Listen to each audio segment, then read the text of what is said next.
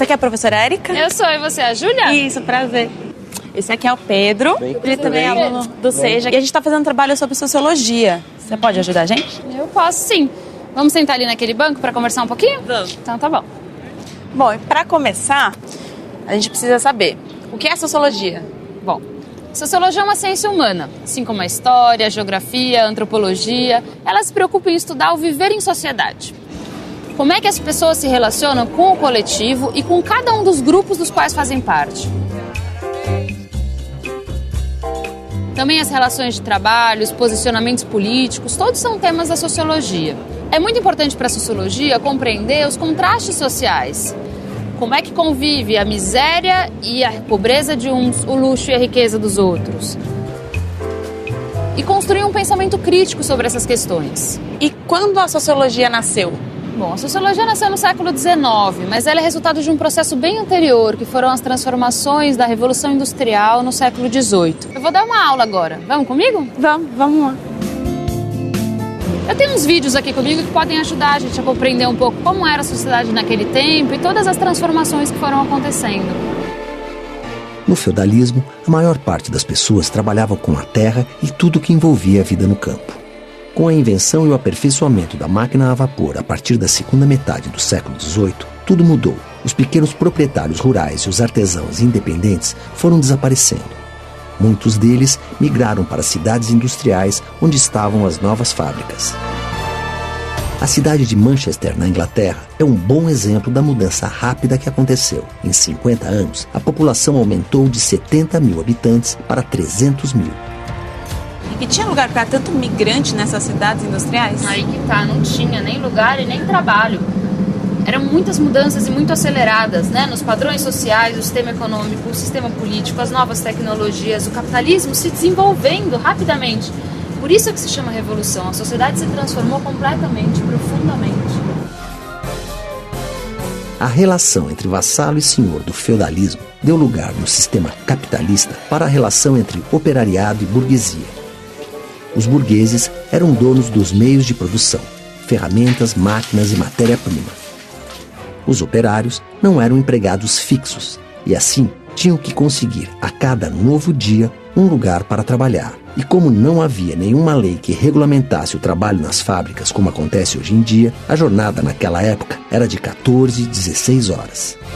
Então quer dizer que se eu vivesse na época da Revolução Industrial, no começo do sistema capitalista, todo começo de dia eu teria que procurar um emprego e depois de trabalhar 14 a 16 horas por dia, eu estaria desempregada e teria que começar tudo de novo no dia seguinte. É isso mesmo. É terrível.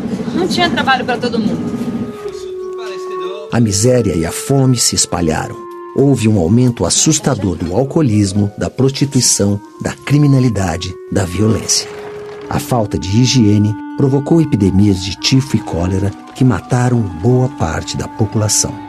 Todos esses problemas que marcaram o desenvolvimento da sociedade capitalista naquele tempo levaram ao surgimento da sociologia, como uma ciência que buscava compreender essa nova realidade.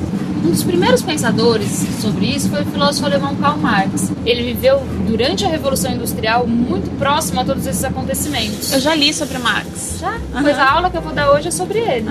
Legal. Bom dia, tudo bom? Gente, isso aqui é a Júlia, esse é o Pedro, que eles estão fazendo um vídeo sobre a sociologia. E a aula de hoje é sobre o Karl Marx. O Marx foi um dos mais importantes pensadores das questões sociais. É por isso que a contribuição dele para a sociologia é também tão importante, né? A Júlia vai contar um pouquinho o que ela sabe pra gente sobre ele. Eu sei que quando ele nasceu, no século XIX, a Revolução Industrial já tinha começado. E que, apesar do Karl Marx ser alemão, ele viveu a maior parte da vida dele na Grã-Bretanha. É isso mesmo, né? E foi lá na Grã-Bretanha que começou a Revolução Industrial. Então, imaginam, ele estava no centro daqueles acontecimentos, né? Observando de perto a condição de vida dos operários. A remuneração era péssima, a jornada de trabalho super extensas, as condições de trabalho também eram horríveis. E ele buscou compreender as características dessa forma de exploração do capitalismo. Foi aí que ele desenvolveu a teoria sobre a luta de classes. A gente vai ver agora um vídeo com o professor Rui Braga, que ele explica um pouquinho mais sobre isso pra gente, tá bom?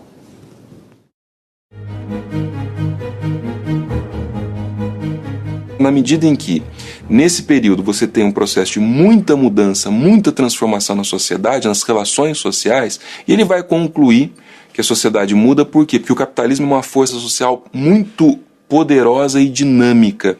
E no centro dessa força social, ele vai localizar uma contradição, um conflito. Por um lado, aqueles que são os proprietários dos meios de produção, os capitalistas, os burgueses, e por outro lado, a massa do povo, a plebe empobrecida das cidades, os proletários, né, aqueles que não têm propriedade nenhuma a não ser os próprios filhos, a sua prole, né, e os trabalhadores da indústria. Ele diz o seguinte, olha, quanto mais a empresa procura ter lucro, porque ela precisa fazer frente à concorrência, mais desigualdade isso vai criar em termos sociais. Por quê? Porque ela vai precisar ficar com uma parte cada vez maior desse excedente, explorando a outra parte que trabalha, e consequentemente, como você tem uma acumulação numa ponta, você tem o quê? Você tem um empobrecimento e você tem, vamos dizer assim, o aumento da desigualdade na outra ponta. E é isso que ele chama de contradição social do capitalismo. Alguns vão ficando cada vez mais ricos e outros vão ficando cada vez mais pobres, e isso aí vai esgarçando o tecido social. Esgarçando no sentido de aumentar a desigualdade e aumentar a tensão social. Isso criava uma espécie de conflito ou luta, que ele identifica como sendo o motor da sociedade capitalista, aquilo que a gente pode chamar de luta de classes. Então o pensamento do Marx é um pensamento que nós costumamos dizer, né, um pensamento de emancipação. Ele vai buscar construir uma teoria e uma prática social que procure organizar as pessoas na direção da emancipação social. É a ideia, por exemplo, do socialismo, do comunismo, como, vamos dizer assim, a forma de resolver aquelas contradições num sentido progressista, num sentido de transformação, de melhoria, de socialização da propriedade, no sentido, vamos dizer assim, de libertação das pessoas.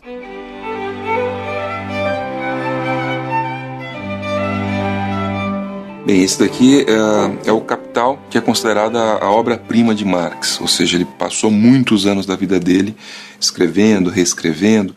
Na verdade, esse é o livro 1, porque o Capital é composto de 3 livros. E o que é curioso dessa obra, enfim, além do fato dela ser uma obra gigantesca, considerada muito complexa, é que o Marx ele não terminou, ele não conseguiu, vamos dizer assim, publicar o Capital em vida. Ele apenas publicou o livro 1, que é esse daqui, que é de fato o livro que ele, vamos dizer assim, revisou, que ele fez os acertos, os ajustes, e inspirou a Revolução de Outubro de 17, chamada Revolução Russa, a Revolução Bolchevique. Tem esse texto aqui, que é o texto chamado Manuscrito Econômico Filosófico 44, que é a primeira vez que o Marx se interessa por economia política, ou seja, ele vai ler os clássicos da economia política, em especial a Adam Smith, né? E esse é a Ideologia Alemã, que é uma obra de crítica ao idealismo alemão, mas é o texto que pela primeira vez aparece a concepção da história de Marx, né? O chamado materialismo histórico.